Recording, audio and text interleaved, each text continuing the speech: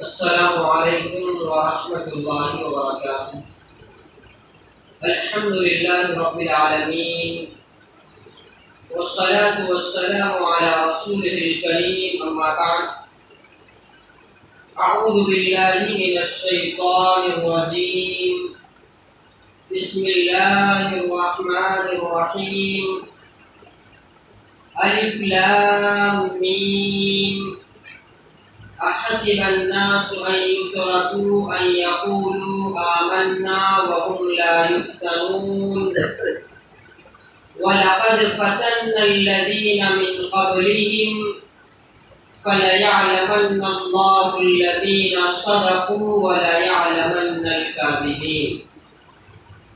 محترم حاضرین، ابھی آپ حضرات کے سامنے سورہ عنکبوت کی ابتدائی 2 آیتوں کی تلاوت کی گئی۔ ان دونوں آیتوں میں اللہ تبارک و تعالی نے ایک ایسا پیغام دیا ہے، ایک ایسا میسج دیا ہے جس کا سمجھنا میرے لیے، آپ کے لیے اور ہر صاحب ایمان کے لیے ضروری ہے۔ اللہ تبارک و تعالیٰ نے ارشاد فرمایا، الف لام میم، احسب الناس ان يتركوا ان يقولوا آمنا وهم لا يفتنون، کہ کیا لوگوں نے یہ سمجھ رکھا ہے کہ زبان سے ایمان کا دعویٰ کرنے کے بعد وہ بغیر آزمائش کے چھوڑ دیے جائیں گے؟ نہیں، ایسا نہیں ہوگا۔ وَلَقَدْ فَتَنَّا الَّذِينَ مِن قَبْلِهِمْ، یقیناً ہم نے آپ سے پہلے لوگوں کو بھی آزمایا ہے۔ فَلَيَعْلَمَنَّ الَّذِينَ صَدَقُوا، اور عنقریب اللہ تبارک و تعالی ضرور جان لے گا کون سچے ہیں۔ وَلَيَعْلَمَنَّ الْكَاذِبِينَ، اور اللہ ضرور جان لے گا کون جھوٹے ہیں۔ حضرات، ان دونوں آیتوں میں اللہ تبارک و تعالی نے 3 اہم بنیادی باتوں کا تذکرہ کیا ہے۔ سب سے پہلی بات تو یہ کہ جو اہل ایمان ہیں، جو ایمان والے ہیں، جو مومن اور مسلم ہیں، ان کی زندگی میں آزمائش کا آنا ضروری ہے۔ ایک مشرک کی زندگی بغیر آزمائش کے گزر جائے ممکن ہے، ایک ملحد کی زندگی بغیر آزمائش کے گزر جائے ممکن ہے، ایک کافر کی زندگی بغیر آزمائش کے گزر جائے ممکن ہے، ایک ایسا آدمی جو اللہ کو نہیں مانتا ہے اس کی زندگی میں آزمائش نہ آئے ممکن ہے، لیکن مومن کی زندگی میں آزمائش نہ آئے، مومن کی زندگی میں امتحان نہ آئے، یہ ممکن نہیں ہے۔ ہر انسان کی جو اپنے آپ کو مومن اور مسلم کہتا ہے اس کی زندگی میں آزمائش کا آنا ضروری ہے۔ ہاں، یہ الگ بات ہے کہ ہر ایک کی زندگی میں آزمائشیں الگ الگ ہوں، آزمائشیں جدا جدا ہوں، آزمائش اور امتحان کی شکل الگ ہو سکتی ہے، لیکن کوئی مومن آزمائش سے خالی نہیں ہوتا ہے۔ بکر ہے، اس کی زندگی کی آزمائشیں الگ ہو سکتی ہیں، زید ہے، اس کی زندگی کی آزمائشیں الگ ہو سکتی ہیں، عمر ہے، اس کی زندگی کی آزمائشیں الگ ہو سکتی ہیں، لیکن آزمائش کا آنا ضروری ہے۔ اللہ تبارک و تعالی نے آزمائش کس کی شکل میں آ سکتی ہے، اللہ تعالیٰ ایک بندہ مومن کو کن کن انداز سے آزما سکتا ہے۔ سورہ بقرہ میں اللہ تبارک و تعالیٰ نے کہا کہ وَلَقَدْ فَتَنَّا الَّذِينَ مِن قَبْلِهِمْ، اور ایک جگہ کہا کہ وَلَنَبْلُوَنَّكُمْ بِشَيْءٍ مِّنَ الْخَوْفِ وَالْجُوعِ، کہ اے اہل ایمان، اے مومنوں اور مسلمانوں، ہم تمہیں ضرور آزمائیں گے، دھوپ کی شکل میں ہم تمہیں آزمائیں گے، تمہارے کھیتوں میں کمی کر کے ہم تمہیں آزمائیں گے، تمہارے مالوں میں کمی کر کے ہم آزمائیں گے، ڈر اور خوف کے ذریعے سے ہم تمہیں آزمائیں گے، تمہاری جانوں کے ذریعے سے ہم تمہیں آزمائیں گے کہ تمہارے قریبی رشتہ داروں میں کسی کا انتقال ہو جائے، حادثہ ہو جائے، ایکسیڈنٹ ہو جائے اور تم اپنے قریبی رشتہ داروں کو کھو دو، ہم تمہاری جانوں کے ذریعے آزمائیں گے۔ اور آخر میں کہا وَبَشِّرِ الصَّابِرِينَ کہ اے پیغمبر، جو آزمائش میں صبر کر جائیں ان کے لیے بشارتیں ہی بشارتیں سنا دیجئے۔ جو انسان آزمائش کے وقت صبر کرتا ہے، آزمائش میں کامیاب ہو جاتا ہے، تو آزمائش کے بعد کا مرحلہ خوشیوں اور خوشخبریوں والا مرحلہ ہوتا ہے۔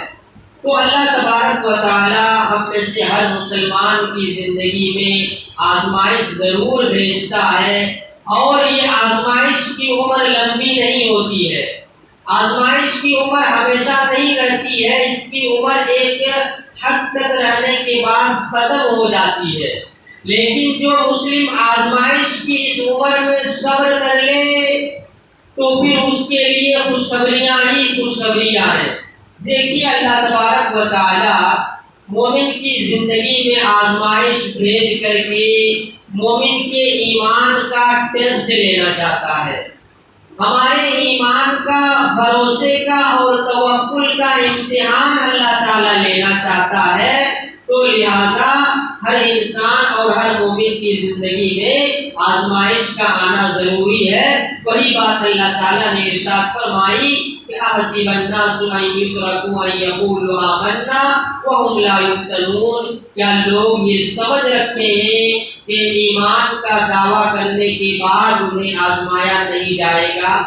دوسری بات جو ان آیتوں میں اللہ تبارک و تعالیٰ نے بتائی وہ یہ کہ وَلَقَدْ فَتَنَّا الَّذِينَ مِن قَبْلِهِمْ، کہ لوگوں تم سے پہلے جو لوگ تھے ہم نے ان سب کو آزمایا۔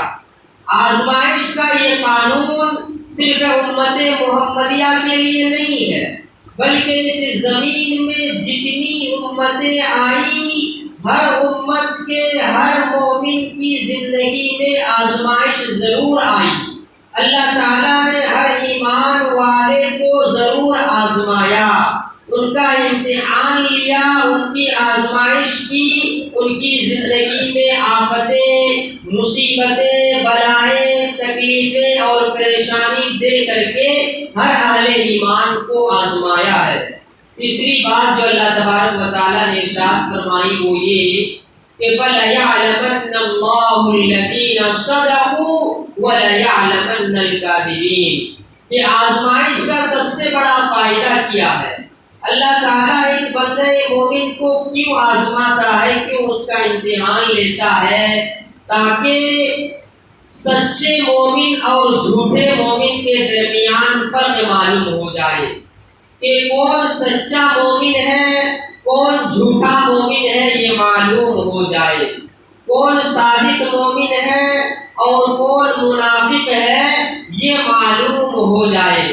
دیکھیے جب آزمائش آتی ہے تو جو مومن ہوتا ہے وہ تو آزمائش کا مقابلہ کر لیتا ہے، آزمائش کے وقت صبر کر لیتا ہے، لیکن منافق کی یہ بس کی بات نہیں کہ وہ آزمائش کا مقابلہ کر لے، آزمائش کے وقت صبر کر لے۔ منافق کی زبان سے، منافق کی حرکت سے آپ کو اندازہ ہو جائے گا کہ یہ آزمائش میں صبر نہیں کر رہا ہے، یہ آزمائش کے وقت صبر کے دامن کو نہیں تھام رہا ہے، یہ ایک منافق کی زندگی سے میں ظاہر ہو جاتی ہے۔ تو اللہ تبارک و تعالی آزمائش کا سلسلہ اس لیے رکھا تاکہ مومن اور جو منافق ہیں ان کے درمیان فرق معلوم ہو جائے۔ صحابہ اکرام کی زندگی میں بھی اللہ تبارک و تعالی نے بہت ساری شکلوں میں ان کو آزمایا، جبکہ انبیاء کے بعد یہ زمین میں اللہ کے نزدیک سب سے محبوب بندے ہوا کرتے ہیں۔ یہ صحابہ پوری اس زمین میں انبیاء کے بعد سب سے زیادہ مقام اللہ رب العالمین کے پاس انہی کا ہے۔ یہ قیمتی ہیرے ہوتے ہیں زمین میں، یہ قیمتی اثاثے اور قیمتی سرمایہ ہوتے ہیں صحابہ، لیکن اللہ تبارک و تعالیٰ نے ان کو بھی مختلف قسموں سے آزمایا۔ یہ دیکھیے بلال رضی اللہ تعالیٰ عنہ، جنہیں مکے کی گلیوں میں ان کے گردن میں رسی ڈال کر کے گھسیٹا جاتا تھا۔ یہ دیکھیے بلال، جنہیں عرب کی گرم اور جوشیلی دھوپ میں لٹا کر کے ان کے اوپر پتھر رکھ دیا جاتا تھا۔ اور یہ آل یاسر دیکھیے، پورے خاندان کو مکے کے مشرکین نے کیسے آزمائش میں مبتلا کیا، کیسے کیسے ان کا امتحان لیا اور کیسی کیسی تکلیفوں اور پریشانیوں سے انہیں دوچار کیا۔ یاسر یہ ایک پورا خاندان ہے۔ یاسر، ان کی بیوی سمیہ اور ان کے بیٹے عمار۔ ابو جہل نے ان کو ایسی ایسی سزائیں دی کہ اللہ کے نبی صلی اللہ علیہ وسلم جب ان کے سامنے سے گزرتے تو اللہ کے نبی بے بس تھے، ان کی مدد نہیں کر سکتے تھے، تو کہتے تھے یا آل یاسر موعدکم الجنہ، اے آل یاسر صبر کرو، صبر کرو، اللہ تبارک و تعالیٰ تمہارے لیے صبر کے بدلے جنت کا انتظام اس نے کر رکھا ہے۔ جنت تمہارے منتظر ہے، تم ان آزمائشوں میں صبر کرو۔ یہ دیکھیے یاسر، یہ اپنے باپ اور بیٹے کے سامنے انہیں تکلیف دی جاتی، شوہر کو ماں کے سامنے مارا جا رہا ہے، ماں کو بیٹے کے سامنے مارا جا رہا ہے، بیوی کو شوہر کے سامنے ستایا جا رہا ہے۔ انبیاء اور اسی طرح صحابہ کی زندگی میں ایسی ایسی آزمائشیں آئی۔ ایک مرتبہ تو ہوا یہ کہ کچھ صحابہ کا صبر جواب دے گیا، تو خباب بن عرط رضی اللہ تعالیٰ عنہ آئے اور اللہ کے نبی صلی اللہ علیہ وسلم سے کہنے لگے کہ الا تستنصروا لنا، الا تدعوا لنا، کہ اے ہمارے نبی، آپ ہمارے لیے اللہ سے دعا کیوں نہیں کرتے؟ اللہ کی ہمارے لیے مدد کیوں نہیں آتی ہے؟ ہمیں اتنا ستایا جا رہا ہے، اتنا مارا پیٹا جا رہا ہے۔ تو اللہ کے نبی صلی اللہ علیہ وسلم خانہ کعبہ کی دیوار میں ٹیک لگا کر کے بیٹھے ہوئے تھے، اٹھ گئے اور خباب بن عرط سے کہنے لگے کہ اے خباب، بہت جلد تمہارا صبر جواب دے گیا، تم سے پہلے جو لوگ تھے انہیں تو ویسے ہی ان کے جسموں کے دو ٹکڑے کر دیے جاتے جیسے لکڑی کو دو ٹکڑے کر دیا جاتا ہے۔